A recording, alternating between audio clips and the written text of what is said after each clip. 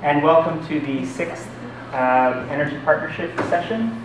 As you can see, we've had a host of interesting topics and discussions, all of which have been building to this crescendo that is going to arrive today with Mr. Herbert and the first large discussion of the energy economics for energy transition that have been calculated by our consultants, Sustainability Solutions Group.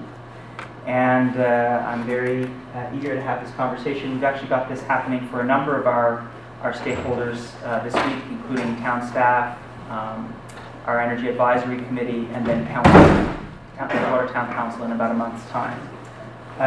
So yeah, it's the culmination of a ton of work, and I'm sure you'll appreciate that when you see the material that's coming. And it's also an opportunity for us to talk about how, as partners in Bridgewater's community, we're going to work together to make this stuff all happen, because it is a tremendous opportunity. We do have one more session, Workshop 7, coming up before the Community Energy Fair in late October. We actually haven't determined a topic yet for that one, but maybe some of that will come out of today. So I'll be listening for topic ideas, and then there's one final one in November, but I think that one will be more about how we move forward from here as a group. So we're going to dedicate most of the session today to Yuill's talk and then discussion, and then we have a short break after that, and then a couple other items following the break. So with that, I'd like to introduce Yuill Herbert.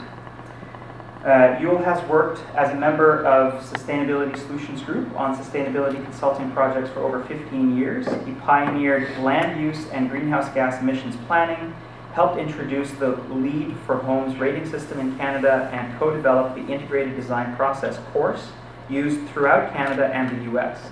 Yuill has worked on or led more than 40 community energy and GHG plans and models across Canada. He has leading expertise on climate change mitigation and adaptation, systems modeling that incorporates energy, greenhouse gas emissions, and co-benefits. Yuill serves as a director on the boards of the Canada Research Chair on Sustainable Community Development and the Canadian Worker Cooperative Federation and the Tatamagouche Community Land Trust. And please join me in welcoming Yuill to our session today. And maybe just for Yuill's benefit, we can do a quick go around and see who's in the room, just so he knows who's here. So Yuill, you're on. That's yours, and I'll switch our slides. Yeah, so if we could do a quick, maybe just say. Sure. Angie McLeod, Nova Scotia Power. Great. Richard Pearson, Bridgewater Renewable Energy Works. David Maxwell, I'm Patrick Henry. I'm here with Lahade River Creighton. Great. I'm Brooke Notting with the North Coastal Action Foundation. I'm Chris Body with Social Public Library. And right into the back. Abram, Energized Bridgewater. Greg Deedles, also Energized Bridgewater. And Bernice Terno with the North Coastal Action and Madeline Myers with Solar Plus. I'm Cameron Cochran with Bridgewater Pharmacy. And I'm Blair Lipstead. I'm work here at the Nova Scotia Community College. Great. And on the video? Hi, Patrick Hurd, I'm with the town of Bridgewater. Great. Okay, so thanks for the introduction. So I'm going to tell the story of what we've been doing with Bridgewater for the past year plus now.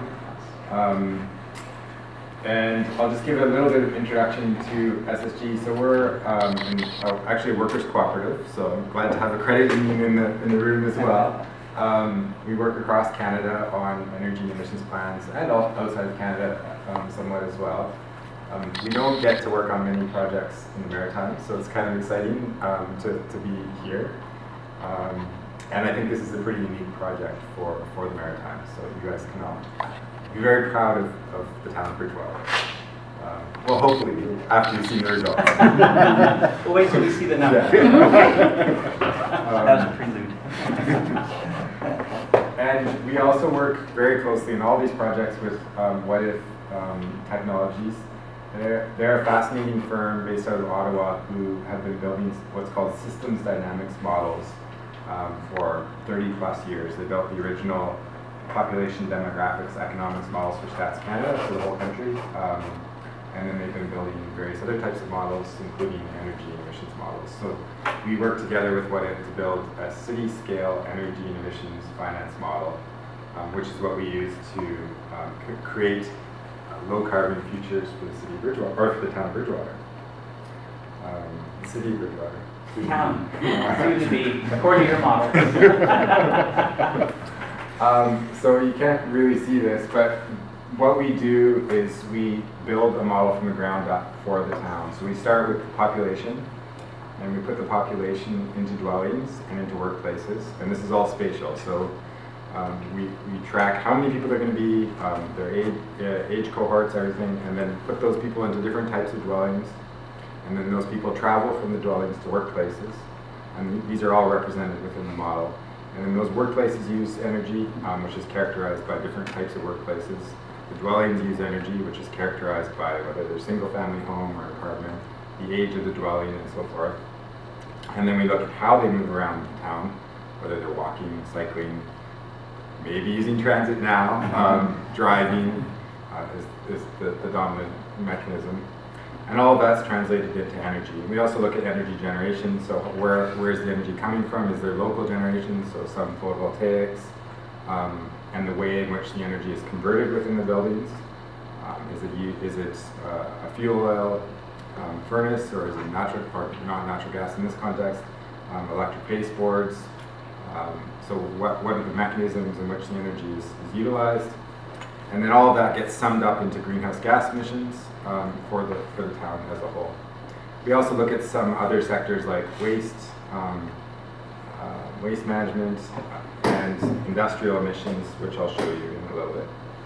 So we do that for the current conditions, which we use what we call the calibration year, which is where we make all of those numbers match observed data. So we get observed data where possible, for example, from Nova Scotia Power or other sources. We make all of these moving pieces line up with that observed data, so that that's a process that we call calibration. And once we have that calibrated model, then we start looking out into the future and developing scenarios. And so we look at how the population is going to change over time, and how that population will be housed, and where that population will work, and that allows us to create projections out into the future. So we're diving into the future and exploring what Bridgewater might look like, depending on what kind of decisions are made. So this is the kind of the more formal process. We do a lot of looking of analysis of the current policies, so the official plan, transportation plan, and other provincial and federal policies as well around the energy grid, for example. So what's the greenhouse gas emissions associated with electricity today and in future, based on Nova Scotia Power's plans, or based on the government of Nova Scotia's policies. We do a lot of data collection. I think usually this is kind of one of the most extensive data collection processes that most municipalities embark upon, because there's so many different sources of data that we incorporate into the model. And we develop what's called a business as usual scenario, which is if no one does anything else, if there's no other policies added to the books than what's already there, what would the future look like? And that's what we call the business as usual scenario for the town. So once we have that, we have a trajectory out into this is what it's going to look like if no one else does anything. No additional actions are introduced. And then we start to explore, well, what kind of levers can you pull? What kind of opportunities are there to change the energy system, to change the greenhouse gas emissions profile of the town? And we develop what we call an actions matrix for the town, and this is based on discussions and engagement processes. We've had a number of engagement processes in the town as well. And then we develop assumptions around those actions. So what kind of impact will new walking and cycling infrastructure have? What kind of impact would solar photovoltaics on every building in the town have? So we build up kind of a database of assumptions, and then we create a low carbon future scenario. And we did two in the case of Bridgewater, because the first one didn't meet the level of ambition of the town. It didn't quite get to an 80% reduction by 2050, which is kind of the standard that most people are looking towards these days. So that's an 80% reduction in greenhouse gas emissions by 2050 over current levels. So that's a significant drop, as you can imagine, and rather challenging to achieve. But I have good news in that it is very much possible with a few dollars. And I'll talk about that later. So one other interesting point, so these are all the actions, and I'll go over them in a sec, but when you're looking at an energy system of a town, the way in which you implement the actions really influences the financial cost of those actions and the effectiveness of those actions. So for example, if you add a district energy system to the downtown of Bridgewater, which is great, you all of a sudden are piping hot water to all of the buildings and replacing fuel oil furnaces, for example.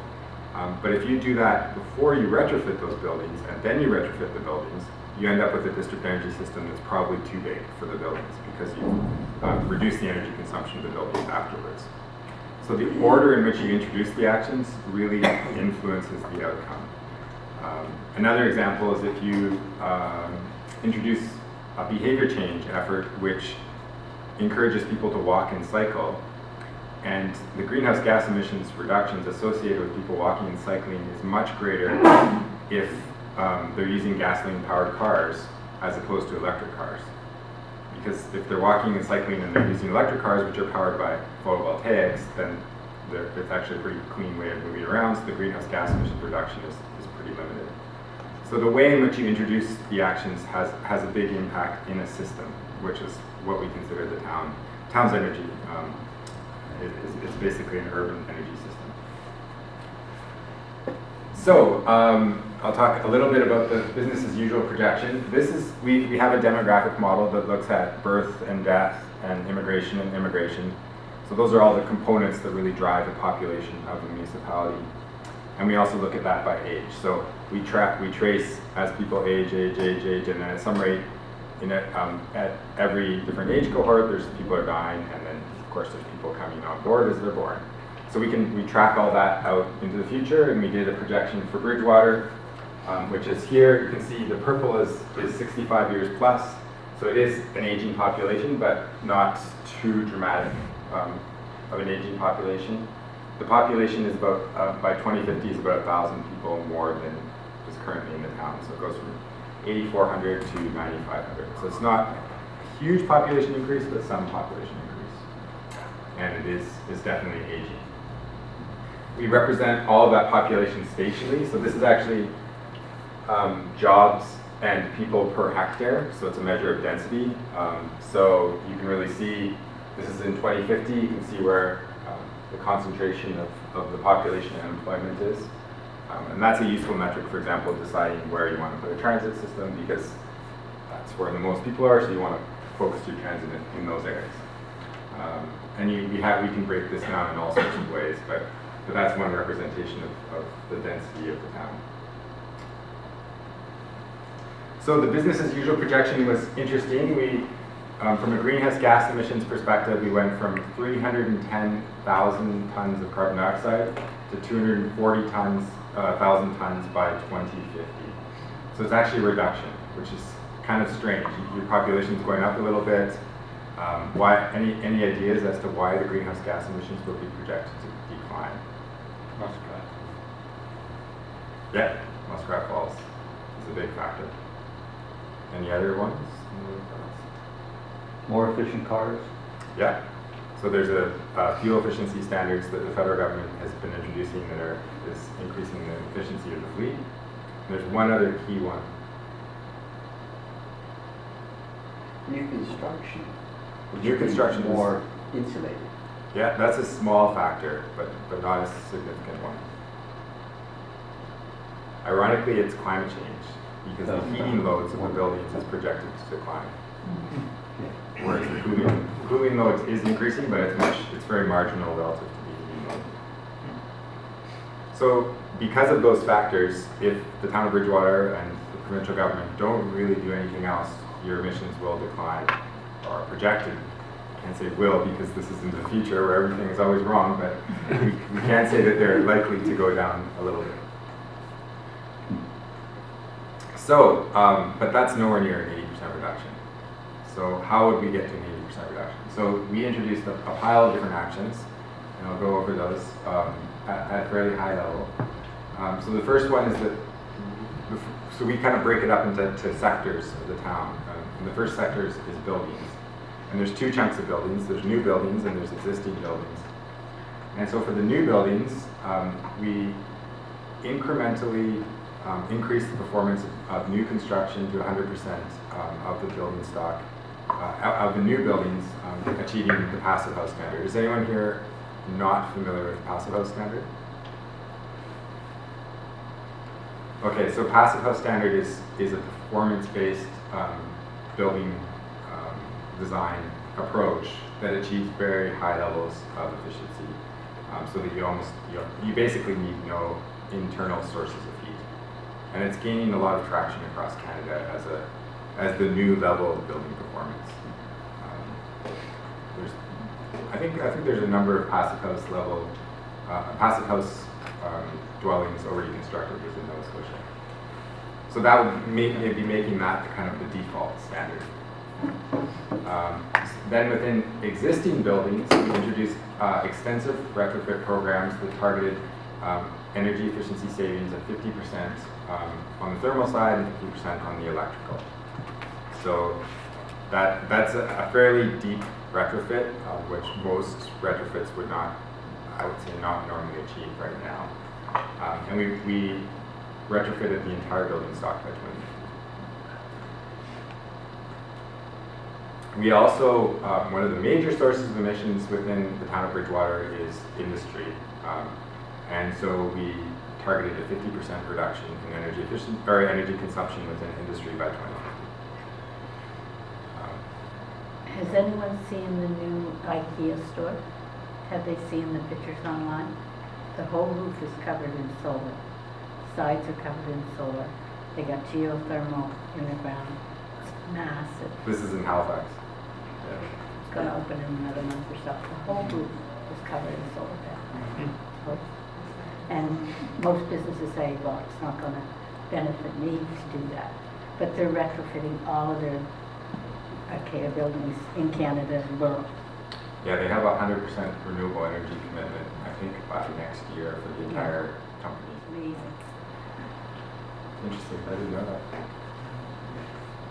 So speaking of solar photovoltaics, we also did introduce, so this is various forms of renewable energy within the buildings. So we increased the air source and ground source heat pumps to 40% of residential and 50% of commercial by 2050. So we know heat pumps have been increasing in the penetration within Bridgewater already. This is kind of upping the ante on that level of installs. And ground source is much more expensive, so we put it in, and it's also more site dependent. So we put it in fewer buildings, 20% of residential and 35% of commercial. So in theory, this would represent a significant business opportunity within the community. It's installing these heat pumps, replacing fuel oil, what's primarily fuel oil systems right now. We also added a lot of solar photovoltaic, assuming a net metering style arrangement, 75% of the buildings by 2050, and that's on commercial and residential, which is, again, another significant business opportunity within the town. And finally, solar hot water systems on 40% of the residential and 50% of the commercial buildings. In addition to the sort of building scale, we added some larger scale renewables. So a significant solar photovoltaic farm within the town boundaries, an 8 megawatt system. And we looked at different locations where that could occur. And I think you'll talk a little bit more about some of the mechanisms that these could be completed under later. A district energy system. So Bridgewater also did a really fascinating study working with Mersey River Tobiatic Research Institute, MTRI, looking at what the sustainable levels of forest waste products that could be directed to a district energy system in the town would be without jeopardizing the ecological integrity of the surrounding forests, which is a really neat analysis because typically it's just sort of, we'll buy as much biomass as we can and we don't really care where it comes from. But in this case, there's a lot of consideration went into how much is available without compromising the forest. So we took those numbers and then we built a district energy system in the downtown which would use that amount of biomass for the commercial buildings in the downtown. We also installed 2 megawatts run-of-river hydroelectric system on the Hay River. So apparently there's some old dams upriver that could be renovated into a run-of-river system. And finally, we introduced, which is kind of all the rage in certain areas of Canada and the US right now, is energy storage, residential and commercial scale. So we put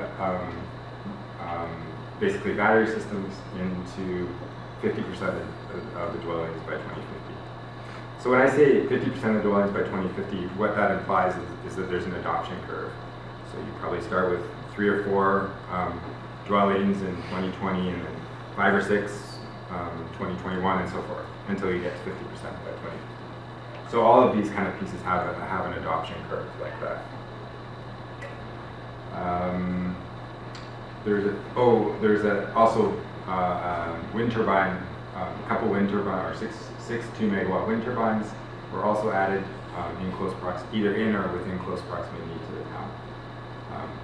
And that was for the ambitious scenario. So this is, we did our first low carbon scenario, which I mentioned, and the second scenario, up the ante. And we had to add a few extra interventions to get to that 80% reduction. And then we did a few smaller things like biogas from the wastewater treatment center, which is an opportunity, but a relatively small opportunity. On the transportation side, because we're tracking everything spatially, we can identify which trips that people are making are currently in a car, but are less than 1 kilometer in length. And if they're less than 1 kilometer, what do you think you could do instead of drive? Walk. And if they're less than 5 kilometers, what could you do instead of drive? Cycle. Okay. So we're able to pinpoint all the trips within the town that are less than 1 kilometer or less than 5 kilometers, and take a portion of those. We weren't as aggressive at taking all of them, but to take a portion of them and convert them to walking and cycling. And that has infrastructure implications and also behavior change implications and cultural implications. We know that people are very unlikely to cycle if they have to cycle in the same course, same right of way as traffic. So if you're going to get these kind of levels of cycling, you need to separate cycling paths from roads, which has infrastructure costs. So we reflect those costs later on. I think there's also a booming business opportunity for electric bikes. Yeah. Bridgewater. Yeah, electric bikes with like snow protection all over them. Snow plow out front. And the bike piece is fascinating because we just did a similar project like this for Toronto, and we had these levels of walking and cycling in Toronto, and there was a whole bunch of pushback because they have a more rapidly aging population than Bridgewater, ironically, and they're like, well, people are getting old, they're not going to walk and cycle. And we pointed to literature in Europe that shows that, okay, it's a test. Which age cohorts do you think cycle most in Europe? Anyone? 65 up. It's amazing. Like the people who actually cycle for the most of their trips are the senior age categories in Europe. In North America, that is not the case, but it does show what the potential is. So That's cultural, though, right? Cultural and also I think practical. Like if you're older, it's actually easier to get. It's very low resistance to get on a bike and go somewhere if you feel stable and safe. It's just the roads are not a safe place for an older person at this point in North America. Let alone anyone else. Younger person. Older, younger, Yeah, anybody on a bike in some sections. Exactly. Yeah, but it's been fascinating to look at the potential of walking and cycling because most of these types of analysis can't zero in on those shorter or longer trips and see where they are and how many of them there are. Any indication of the geography? Cycling up that hill from the river up to here, that's a steep climb. Yeah. I don't think I could do it anymore. Yeah. When I was younger, I did, but I don't know that I could do it anymore. It's just too much. Yeah. So that would be a disincentive to me personally. Have you looked at the influence of the geography? We didn't, but that would definitely go to Leon's point around the electric assist Yeah. bikes. Yeah, definitely need a solar-powered escalator coming up. Yeah. Or a spiral that's like really gradual. Or yeah. No, we didn't get to that level of detail. But active transportation rates in general are very high even in countries with hilly terrain. Right? So if you look at it from a big perspective, hilly terrain doesn't seem to really dampen that even in other places. Because you get the thrill of the downhill. It's cultural. It's mostly cultural. Yeah, and probably cycling from when you're young, constantly. Exactly. So we did a fair amount of transition of the personal vehicle and commercial vehicle fleet to electric. And we're seeing that's actually happening at a faster rate than we anticipated. There's been some major announcements by Volvo, by Porsche, that they're going to 100% electric vehicles by 2020. So it's the rate of change in the vehicle industry is much faster than we even anticipated with some of our projections. Commercial vehicles a bit slower, obviously, because although that also is speeding up, but it's a bit trickier on the commercial vehicle side. And there's one other piece that's really fascinating that we looked at, and that's autonomous vehicles for the town of Bridgewater. I don't know there's many other small towns in Nova Scotia that have started looking at the impact of autonomous vehicles, but it will have a profound effect in all sorts of levels. You can have much fewer vehicles because their utilization rate can increase significantly because they don't park. They just move to the next person and pick the next person up. Even though there's much fewer vehicles, they drive further. Anyone guess why they might drive further? This is a really tricky. I had to read to find out what. Because they're traveling all the time? Traveling all the time, but Oh, you mean distance? the overall distance of the vehicle fleet is more than if everyone has their own vehicle with autonomous vehicles. They never stop, but there's less vehicles in the fleet. They're driving empty to pick people up. Well, that can be one factor, but the major factor, at least that's anticipated, is because all of a sudden there's new chunks of the population that start driving. Oh. So children can easily get into an autonomous vehicle, or elderly people. So from a rural isolation perspective, it can be very helpful. So I mean, this is all speculative, so who knows how it's actually going to play out in terms of, but that's one thought, is that they will be driving further, but there'll be less cars. I just relocated last fall from Pittsburgh. And right now Pittsburgh has 4 companies that are testing autonomous vehicles. Yeah. And it's very weird to see a car driving down the street without a person in it. But Yeah.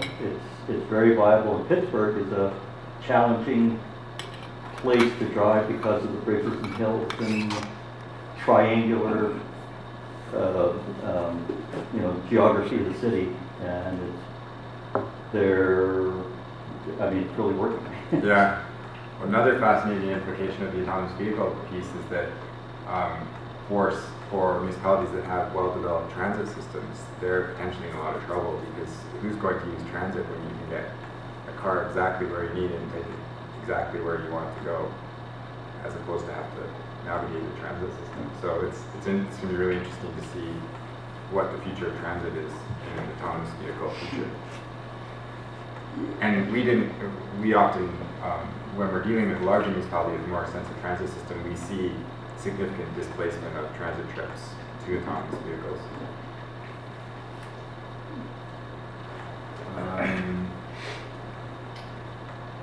So this is the results of the greenhouse gas emissions projections for the town of Bridgewater. This is the low carbon ambitious scenario. So we more than achieved the 80% reduction, down to around 140 kilotons, or a reduction of 310 kilotons, thought you were down around 100. 100, yeah, down around 100 kilotons from 310 kilotons, or 240 by 2050, 310 from the beginning point. And this is what it looks like in terms of all sorts of different ways to slice and dice it. On the top is sectors. So when we talk about sectors, we're talking commercial, industrial, residential, transportation, waste, etc. Any guesses if I cover this, what the purple would be? The biggest source of Bridgewater for greenhouse gas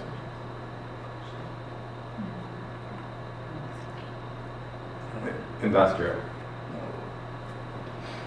We may not be allowed to say their name. Pretty obvious.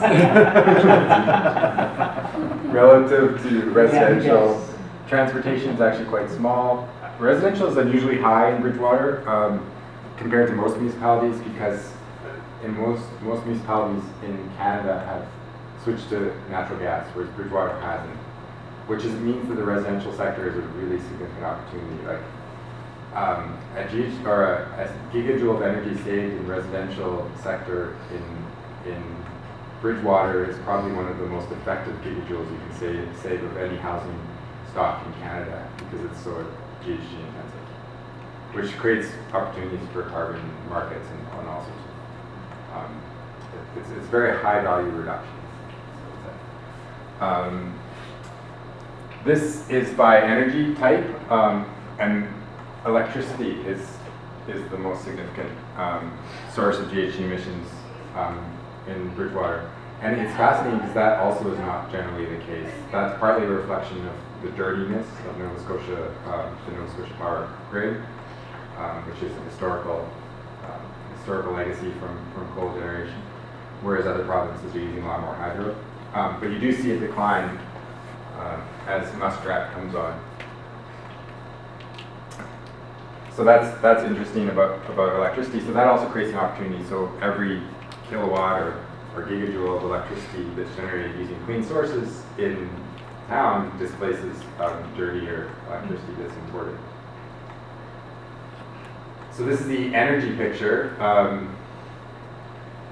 This is industrial. This is by end use, we say. So end use is how the energy is actually used. This is industrial, lighting, local energy production, and you can see there's almost none in the business as usual case, but we introduced all this, the solar photovoltaic, the wind, the hydro, creates this new emerging chunk of electricity generation, which becomes pretty significant by 2050. Appliances and plug load, those are both electrical. Orange is space cooling, and then space heating is another major or significant energy consumption, and then transportation, followed by water heating. So you can see we did the action around solar hot water. There isn't a significant potential around solar hot water because it's a relatively thin strip. But electric vehicles are important. This is the transportation piece, it's fairly significant, and space heating is significant as well. The other fascinating part with electric vehicles in Bridgewater is because the electricity grid is relatively dirty, you don't get the reduction in greenhouse gas emissions with electric vehicles that you get in other provinces where the electricity is cleaner. So if you just did electric vehicles in Bridgewater, it wouldn't actually give you a lot of reductions. But if you do electric vehicles and clean energy in Bridgewater, you do get reductions. Is the space cooling such a small amount because cooling is more efficient than heating, or because not very many people use air conditioning? There just isn't much. Okay. Yeah. And that actually does go up a little bit, but because it's so small, it's almost insignificant. The number we did project an increase in heating or cooling degree days. So cooling degree day is the amount of degree hours or degree days that you have to cool your building to maintain a comfortable temperature. And we did project increases in that for the town, again from climate change. Oh, you can't see this at all. Really. That's a little faded out. Could somebody hit the light switch? Okay. Yeah, please. It's this side. Better. Marginal. Not much. That's better. So this is that really awesome diagram, if you could actually see it. These are called Sankeys, and they trace the flow of energy through the community, and the size of the line represents the amount of energy. Luckily, you can still see the intermittent points. So you can see, for example, where all the electricity goes in terms of sectors. So there's electricity goes to industrial sector, commercial, residential, transportation. And then you can see the relative proportion. And then you can see how it goes to conversion losses and useful energy. So conversion losses are typically heat. When you're, so there's a lot of heat lost in the internal combustion engine, whereas in the electric engine, there's a lot less heat lost. And you'll see that we get a gain on conversion losses. So if you have less conversion losses, you don't need to generate as much energy. So that's a significant benefit, because that, particularly from a financial perspective, conversion losses are very expensive. Because you're basically generating energy that you can't use anyway. I don't know if there's much else. You can point out thermal networks. Yeah, so that's the district energy system Leon's referring to. And that comes from other, which is primarily biomass. And something else that's new is the electricity generation. That's the solar photovoltaic, hydro, and wind. And that's, we split that out from imported energy and call it electricity generation because it's all within the town boundaries or close to town boundaries. And solar is feeding into that, and other, which is the wind and hydro are classified within other. So these are pretty neat. I'll show you a dashboard that you can go to and you can explore this in more detail later, but they're pretty neat representation of the entire energy system of the town. And you can choose different points in time and different scenarios to see the implications. Did you make any projections on energy coming out of tidal from funding? We didn't. Well, that would be reflected within the general electricity, so imported electricity. And there is, I think in the Nova Scotia power projections that we use, there's some small introduction of hydro. So it would be reflected in the emissions factor of the electricity that we're importing into the town. Okay. In the same way that Muskrat Falls is. So then we represent all of this as an integrated scenario, and this is what's called a wedge diagram. And the line along the top is the business as usual curve for the town in greenhouse gas emissions. And the line around the bottom is the result of the reductions, and each one of these represents a reduction that's achieved as a result of the actions. So this is the reductions that are achieved because of these actions in the moderate scenario. And this is run-of-the-river hydro, and this is commercial retrofits. So you can see some of the more effective. This is from a greenhouse gas emissions perspective.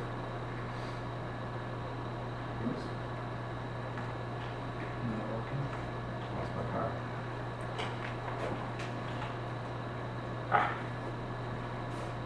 Lost my... Hit turn off, but there's a on and off switch on the side. You might have. Oh. Is it on? Just turn it on and off again. There we go. So that's the ambitious scenario. So that's when we're getting the 80% reduction. Oops. And then what we do is we evaluate all of the actions from, and this is where we're getting finally into the financial piece, in terms of different ways of calculating the financial benefits. So in this table, we're showing the cumulative emissions reduction. Cumulative means you're summing up the emissions reductions year over year over year from the period 2016 to 2050. The net present value, you do the same thing with the costs and the financial benefits, financial costs and financial benefits, but you discount. So is anyone here able to explain what discounting means? Because I never did, right? Okay, I'll try. So the idea in economic theory is that money in next year is not worth as much as money now. So if I have $100 now, it's not worth $100 next year because I'd much rather have it now because I can spend it now. Whereas if I have to wait till next year, then I'd have to wait, which is kind of a pain, so I'd rather have it now. So in economic theory, what they do is they say they discount it according to different rates. So they say that $100 now is only worth $97 next year, and it's only worth $93 the year after that, and so forth. And this is a fascinating piece of analysis because it really means that if you have a program which generates a lot of savings 30 years from now, those savings aren't really worth anything because they're only worth something if those savings happen now. And there's people who, in the climate change world, who say, well, if you're discounting future savings, you're really discounting future generations. You're saying future generations aren't worth as much as they are now. So people argue strongly against the whole approach of discounting from a climate change perspective. But the economists always win, so they use discounting. So you can discount at different rates. We used a fairly conservative rate, which is 3%, which the federal government uses for projects which they consider have social value. So we use their guidance, or that's what we hung. That's what we hung our hat on. And you'll just to clarify, the minus on the net present value doesn't mean that it's worth less. It means that's a positive. Right? Yeah, so that's it's savings. minus. Yeah. So the really fun story here is that almost all of these projects save, or actions save money. And there's a really basic reason that they save money, and that's typically because they save energy. And if you save energy, you don't have to spend money buying energy, and you don't have to spend money generating energy, and so it saves money. But it's not only that they save energy, they also save operating costs in many cases. So for electric vehicles have much lower operating or maintenance costs than gasoline-powered vehicles. You also save carbon price. So we model a carbon price for Nova Scotia, which is supposedly coming according to the federal government. So that means that every greenhouse gas emission that's emitted will have a cost to it. So we also track all of those costs. So the savings are really four things. In some cases the capital costs are lower, but generally they're more expensive. Operating and maintenance costs are often lower. Energy costs are lower, and reduced GHG emissions or carbon price costs. And so that's why you get a lot of savings across the board. We also see that the general price trajectory for a lot of these interventions is declining. So photovoltaics are projected to decline, although not as significantly as they have in the past little while. Electric vehicles are projected to decline in price, and so we reflect all of those in this calculation. And so then we get a return on investment. And Leon and I were like trying to figure out how you actually understand what return on investment means last night. But basically, you invest a bit of money and you get more back. That's the general concept.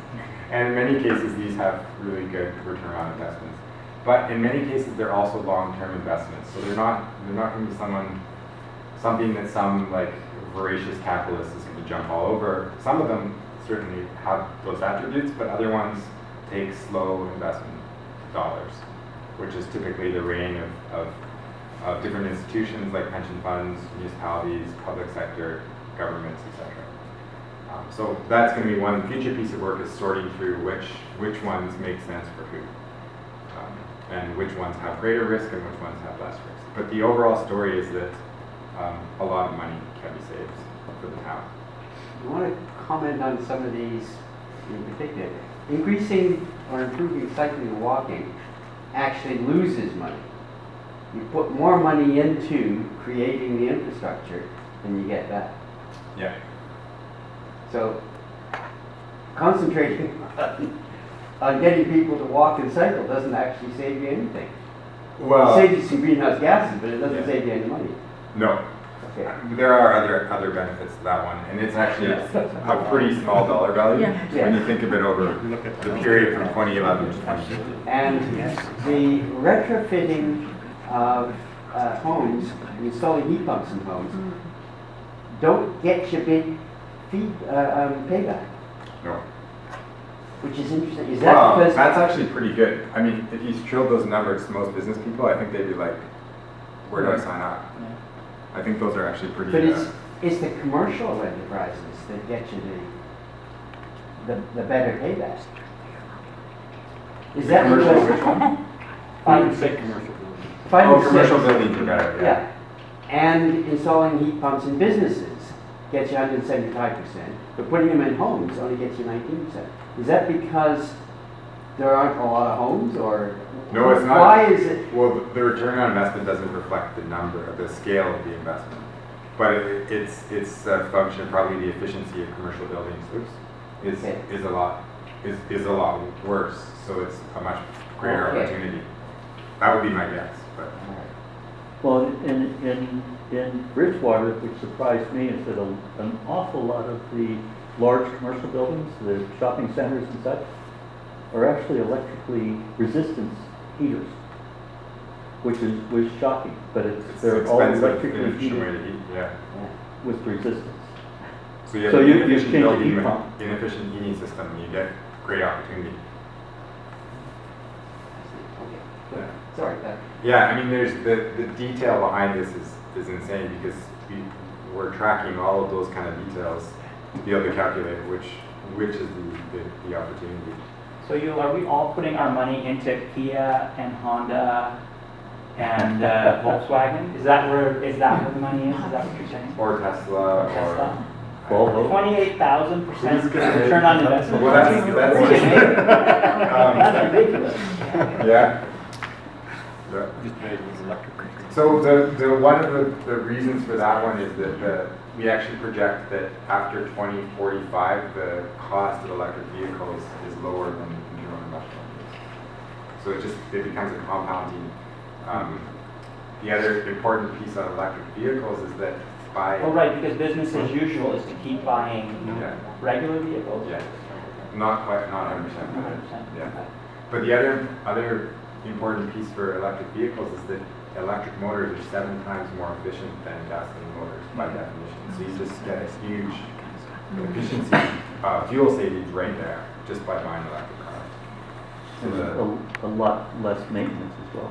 that's also reflected in there, which has job implications that I'll show you in a second. Yeah. Because there's a lot of people who have repaired businesses for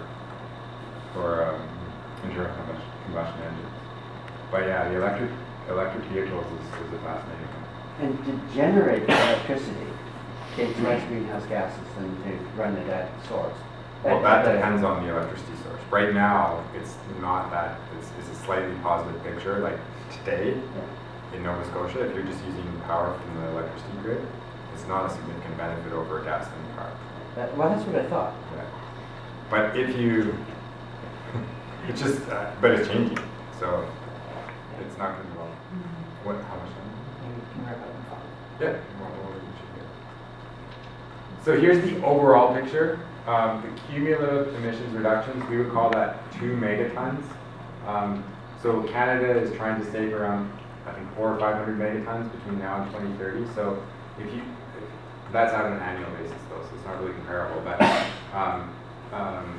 the cumulative emissions reductions for Bridgewater is 2 megatons or 3.5 megatons between 2016 and 2050, which is significant. That's a nice chunk of emissions to write off for the atmosphere. Significant energy savings. The total cost of the investment, this is discounted, is again just under $500 million between now and 2050. And I think the Canadian can finance all of it, right? Just say yes, Maybe. Patrick. Just say yes. Think big, think big. And then that's the gain on the investment, so it's almost $1 billion between 2016 and 2050. And the return. So the benefits, these are pretty obvious, so I'll just keep going. This is a picture of the capital investments year over year. There's some peaks. This is I think this is the construction of the 2 megawatt hydro generation. This is the installation of a whole pile of solar PV in 1 year that we modeled. And then these are some of, see, I mentioned that the cost of electric vehicles goes down below internal combustion engines, so that's the maintenance cost showing up there. So this is the ambitious scenario, and then this is employment. So basically, if you spend $1 million on something, you get a certain number of jobs that are generated, and we know more or less from different projects how many jobs is represented, but each $1 million is spent in different ways. And so we can show how many new jobs will be generated in Bridgewater as a result of this kind of investment. And it more or less is around 100. This is the moderate scenario, and it's just under 100 jobs per year. not all of those jobs would be located in Bridgewater. So for example, there's a bunch around electric vehicle manufacturing. And it's unlikely that many of those would be in Bridgewater, although that also could be very decentralized, so it's hard to say how that all function. But certainly some of them will be in Bridgewater for sure. Like almost all the retrofit work would have to be done by local people. And that's a significant chunk of the employment represented here. And then this is similar picture for the ambitious, so slightly more jobs. And then we also look at energy costs per household. So this is the projected cost. This is using financial projections from the National Energy Board for different energy sources in a BAU scenario. And you can see this is by neighborhood and household incomes. So there's slight increases if nothing changes in household expenditures on energy. The dark area is $1,600 to $1,634 per household. But in the low carbon scenario, you see significant reductions in household energy costs by 2050.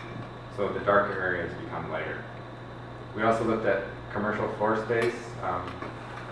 Interestingly, the prices increase more significantly in the BAU scenario for commercial floor space, whereas they get significant reductions in the low carbon scenario.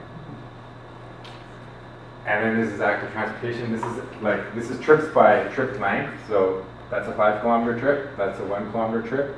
And you can see the active chunk is very small in the business as usual case, and we push it way up in the low carbon space.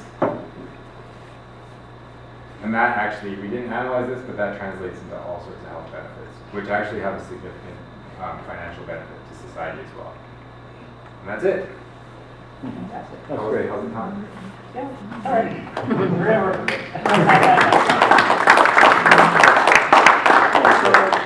So I think what we'll do is maybe we'll open the floor for a small number of questions, 2 or 3 questions for you, and then we'll go into break, and then we'll continue the discussion afterwards. So are there any big picture questions for you, or anything that you're left with following his presentation? One of the amazing things that I find is that I think that through his thorough analysis, I think Yuill has actually demonstrated quite nicely that there's a business case for energy transition, and that it can be locally applied, and that we can make significant gains. I mean, these are the big picture findings that to me are really, really important to feel like we have credibility in promoting this agenda.